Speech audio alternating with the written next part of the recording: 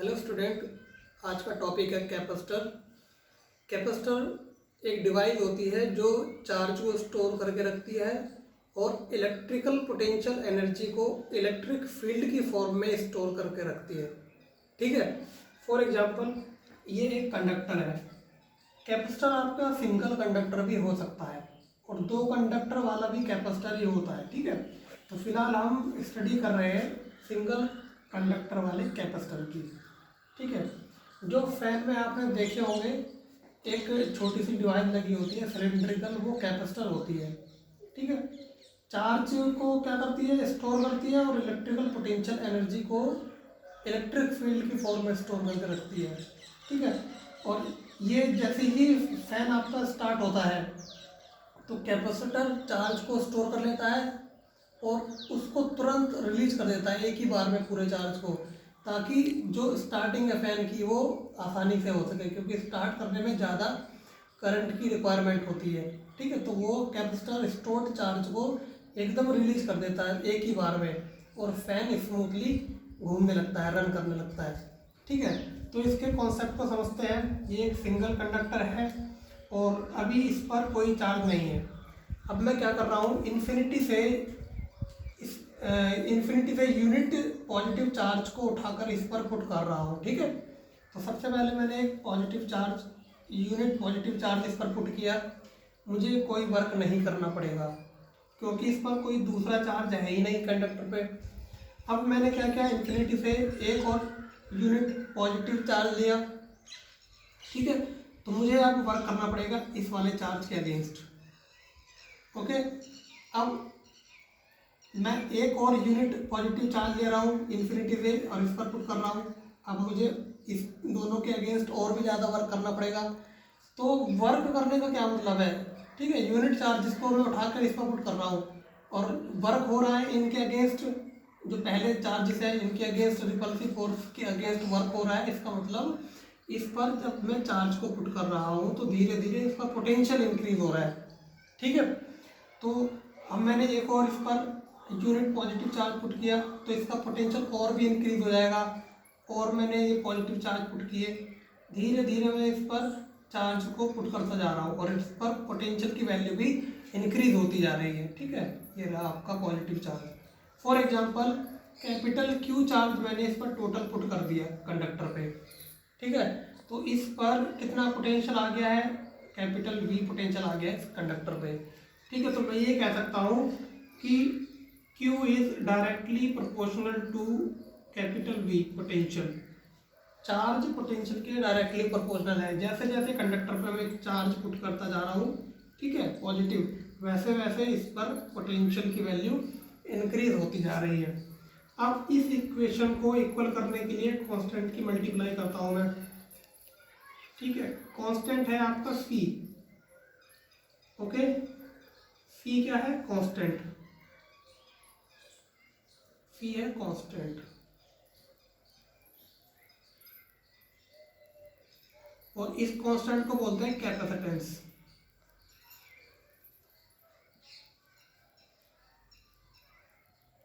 ठीक है।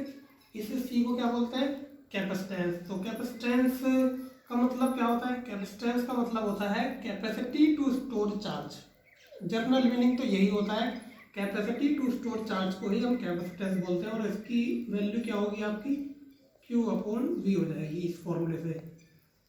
ठीक है। बात समझ में आ गई आपको। चलिए, अब कैपेसिटेंस का मतलब आपको पता ही चल गया है कि कैपेसिटी टू स्टोर चार्ज को हम कैपेसिटेंस बोलते हैं और ये इसका फॉर्मूला आ गया है। अब कैपेसिटेंस की यूनिट क्या होती है, कैपेसिटेंस की यूनिट होती है फैरड। याद रखेंगे इसको, फैरड इस कैपेसिटेंस की यूनिट होती है। इसको हम कैपिटल एफ भी बोल सकते हैं। बात समझ में आ गई आपको। चलिए, अब अगर आपको कैपेसिटेंस की डेफिनेशन बनानी है तो क्या बनेगी, यहाँ से कैपेसिटेंस की डेफिनेशन बन जाएगी, इफ पोटेंशियल इज 1, यानी पोटेंशियल अगर आपका यूनिट है, देन C = Q। यहाँ से कैपेसिटेंस की यूनिट भी बना लीजिए आप। इसका मतलब क्या होगा, required charge to increase the potential of conductor by 1 volt is known as capacitance of conductor.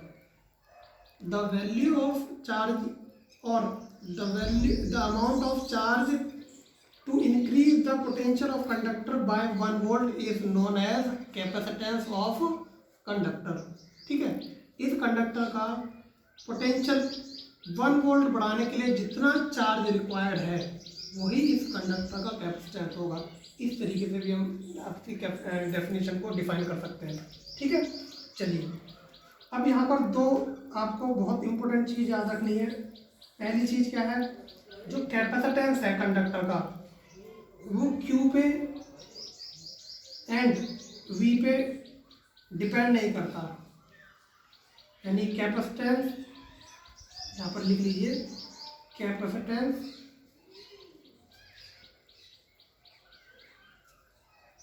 Is independent of Q and V।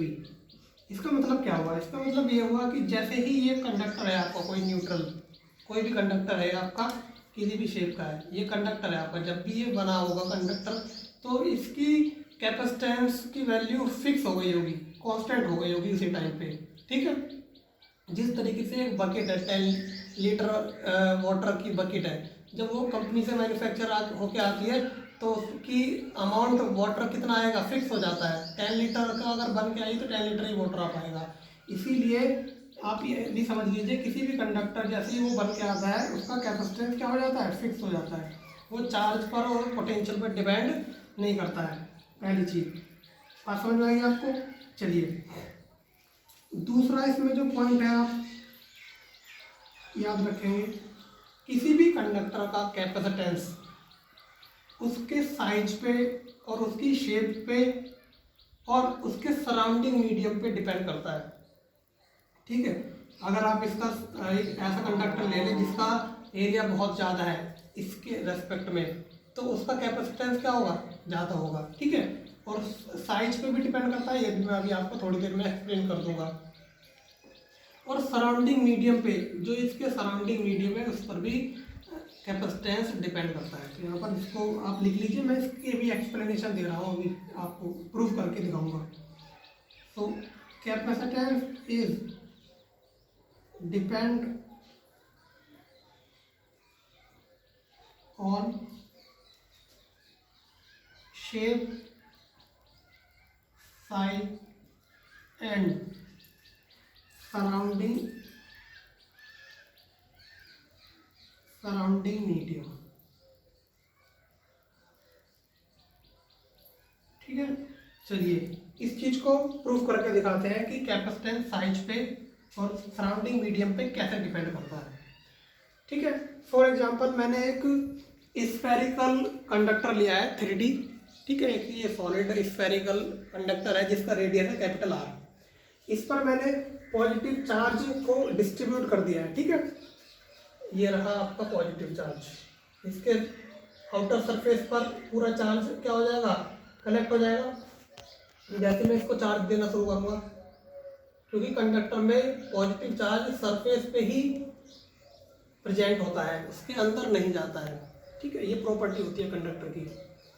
तो ये पॉजिटिव चार्ज दिया मैंने, इसको कैपिटल क्यू चार्ज दिया, एक सरफेस पर डिस्ट्रीब्यूट हो जाएगा। ओके, इसका रेडियस कैपिटल R है।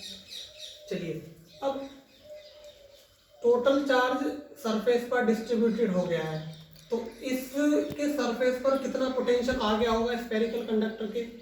मैं ये एज्यूम कर सकता हूँ स्फेरिकल कंडक्टर के केस में ये टोटल चार्ज सेंटर पर रखा हुआ है, यहाँ पर ये एज्यूम कर सकते हैं। ठीक है, तो यहाँ पर टोटल चार्ज एज्यूम करें अगर हम कैपिटल Q, तो R डिस्टेंस पर पोटेंशियल का फॉर्मूला क्या होता है, ये होता है आपका 1/4 पाई एप्सिलॉन नॉट Q/R। ठीक है, और कैपेसिटेंस की डेफिनेशन से कैपेसिटेंस की वैल्यू आती है C = Q/V। ठीक है, तो ये हो जाएगा आपका capital Q/1/4 pi epsilon not Q upon R. ठीक है, तो C की वैल्यू क्या हो जाएगी 4 pi epsilon not into R. Spherical conductor के कैपेसिटेंस का ये फॉर्मूला आ गया है।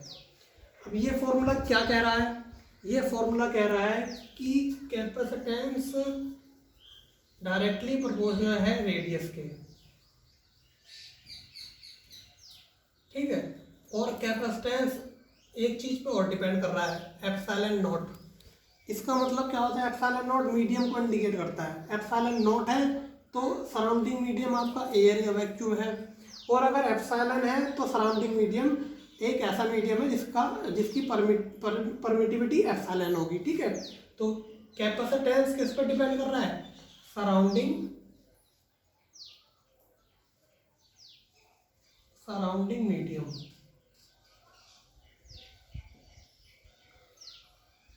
ठीक है, इससे पता चला मुझे। तो हमारी ये दोनों चीज वेरीफाई हो गई है। Capacitance is depend on size and surrounding medium, इस वाले फॉर्मूले की हेल्प से। ठीक है, अगर मैं रेडियस स्फेरिकल कंडक्टर की क्या कर दे रहा हूँ, डबल कर दे रहा हूँ, तो कैपेसिटेंस क्या हो जाएगा, डबल हो जाएगा। ठीक है, बात समझ में आ गई आपको। अब ये वाला एक पॉइंट और रह गया है कि ये शेप पे कैसे डिपेंड करता है कैपेसिटेंस। ठीक है, इसको भी मैं अभी एक्सप्लेन कर दूंगा आपके, इसमें कोई बहुत बड़ी बात नहीं है। 1 मिनट रुकिए आप। इससे पहले आप एक चीज और समझिए, चार्ज स्टोर करता है और इलेक्ट्रिकल पोटेंशियल एनर्जी स्टोर करता है कैपेसिटर। कैसे, देखिए ये पॉजिटिव चार्ज इसके सरफेस पर है तो इलेक्ट्रिक फील्ड कैसे होगा, कंडक्टर के सरफेस के परपेंडिकुलर ऐसे होगा आपका, इस तरीके से ये इलेक्ट्रिक फील्ड होगा, और यही आपकी एनर्जी है। ठीक है, क्योंकि देखो कैपेसिटर क्या कर रहा है, store electrical potential energy in the form of electric field. ठीक है, तो ये इलेक्ट्रिक फील्ड ही क्या है, इलेक्ट्रिकल पोटेंशियल एनर्जी है। ओके, ये जो एनर्जी है, ये आपको जो दिख रहा है इलेक्ट्रिक फील्ड, यही एनर्जी है, और ये इनफाइनाइट तक इलेक्ट्रिक फील्ड आपका स्प्रेड है, तो एनर्जी भी इनफाइनाइट तक स्प्रेड हो रही है। अब ये एनर्जी जो आपकी है इनफाइनाइट तक स्प्रेड हो रही है, इसका मतलब क्या है, जो सराउंडिंग मीडियम के मॉलिक्यूल्स हैं, एयर मॉलिक्यूल्स हैं, या आप ये समझ लीजिए जो सराउंडिंग मीडियम में चार्जेस हैं, चार्ज पार्टिकल्स हैं, उनको ये अट्रैक्ट करने में क्या हो रही है, वेस्ट हो रही है। तो कहने का मतलब क्या है, इसके साथ में सिंगल कंडक्टर वाले कैपेसिटर के साथ में एक बहुत बड़ा डिसएडवांटेज ये है कि जो एनर्जी होती है वो होती है आपकी अनबाउंडेड। यानी इसका डिसएडवांटेज क्या है, एनर्जी इज नॉट बाउंडेड, सबसे बड़ा डिसएडवांटेज होता है ये सिंगल कंडक्टर के साथ में। ओके, ये इनफाइनाइट तक आपकी क्या हो रही है, एनर्जी स्प्रेड हो रही है। ओके, तो सबसे बड़ा ये ड्रॉबैक है इसका। दूसरा ड्रॉबैक क्या होता है सिंगल कंडक्टर वाले कैपेसिटर का, इसका जो कैपेसिटेंस होता है बहुत कम होता है, लो होता है कैपेसिटेंस। ठीक है, तो इन दोनों ड्रॉबैक को कैसे रिमूव कर सकते हैं हम, इन दोनों को हम रिमूव कर सकते हैं अगर मैं 2 कंडक्टर वाला कैपेसिटर यूज करूं, तो ये प्रॉब्लम आपकी दोनों की दोनों रिजोल्व हो जाएंगी। कैसे रिजोल्व हो जाएंगी, फॉर एग्जांपल मैंने 2 कंडक्टर वाले ये कैपेसिटर को लिया है। फॉर एग्जांपल ये पैरेलल प्लेट्स हैं, और फर्स्ट प्लेट पर पॉजिटिव चार्ज मैंने डिस्ट्रीब्यूट कर दिया इंडक्शन के थ्रू, सेकेंड प्लेट पर नेगेटिव चार्ज ऑटोमेटिकली इंड्यूस हो जाएगा। तो आप ये देख रहे हैं इलेक्ट्रिक फील्ड यहाँ से निकलेगा इस तरीके से और माइनस में एंटर कर जाएगा। तो आप ये देख रहे हैं प्लेट के बीच में जो ये वॉल्यूम है, इतने वॉल्यूम में एनर्जी क्या हो गई है, बाउंड हो गई है। अब ये इधर के जो कोई भी चार्जेस होंगे, एयर मॉलिक्यूल्स होंगे या कोई भी चार्जेस हैं सराउंडिंग मीडियम में, उनको ये एनर्जी क्या करेगी, अट्रैक्ट नहीं करेगी अब उन चार्जेस को, और ये इतने रीजन में बाउंड हो गई है, अब वेस्ट नहीं होगी इधर उधर के पार्टिकल को अट्रैक्ट करने में, चार्ज पार्टिकल्स को। ठीक है, अब यहाँ पर एक चीज और आती है, ये शेप पर कैसे डिपेंड कर रहा है। ठीक है, कैपेसिटेंस शेप पे कैसे डिपेंड कर रहा है। देखिए यहाँ तो मैंने पैरेलल प्लेट ले ली 2 कंडक्टर की। ठीक है, अगर मैं इस तरीके की शेप के 2 कंडक्टर ले रहा हूँ, तब क्या होगा, इस पर प्लस चार्ज है और इस पर माइनस चार्ज है, तो इलेक्ट्रिक फील्ड सरफेस के परपेंडिकुलर इस तरीके से होगा। तो आप देख रहे हैं एनर्जी सिर्फ इतनी एनर्जी क्या हो रही है, बाउंड हो पा रही है दोनों के बीच में, ठीक है, इतनी एनर्जी बाउंड हो पा रही है, और ये जो है आपकी एनर्जी ये अभी भी वेस्ट हो रही है। तो इसका मतलब क्या हुआ कि 2 कंडक्टर वाला कैपेसिटर आप लीजिए, लेकिन उसकी शेप भी ऐसी होनी चाहिए कि एनर्जी आपकी बाउंड रहे। तो कहने का मतलब क्या हुआ, capacitance is also depend on shape, ठीक है। ये वाली शेप आपकी सबसे बेस्ट है, ये आपका कैपेसिटर जो है ये अच्छा नहीं है क्योंकि एनर्जी यहाँ पर बाउंडेड नहीं है, कुछ एनर्जी वेस्ट भी हो रही है। ओके, तो इसीलिए हम पैरेलल प्लेट कैपेसिटर को ही सिलेबस में मान के चलेंगे, ये हमारे सिलेबस में है ही, हमें यही स्टडी करना है प्रॉपर तरीके से, क्योंकि इसमें एनर्जी क्या होती है, वेस्ट नहीं होती और बाउंडेड होती है। ओके, तो इस तरीके से हमारा ये कैपेसिटर का जो इंट्रोडक्शन है यहाँ पर ख़त्म हो जाता है। बात समझ में आ गई आपको, ये इतना ही है। इसके नेक्स्ट लेक्चर में हम स्टडी करेंगे पैरेलल प्लेट कैपेसिटर। ओके।